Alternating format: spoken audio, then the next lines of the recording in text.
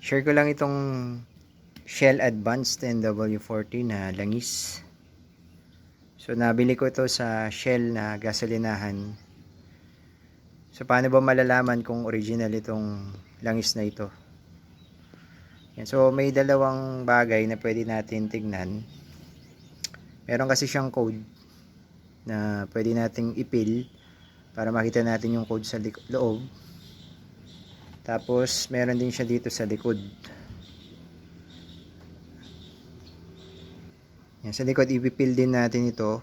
Tapos meron ding makikita na parang nakasulat. Yan, so tingnan natin yung una dito sa harapan, dito sa code. Yan, pag tinanggal natin ito,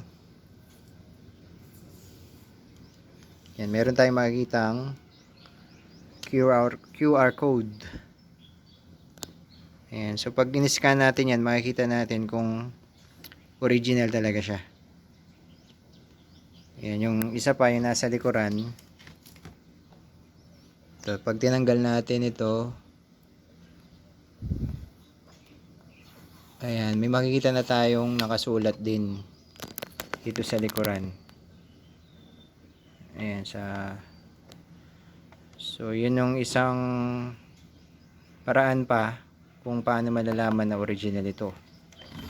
Ayan, meron din siyang serial kung kailan siya ginawa.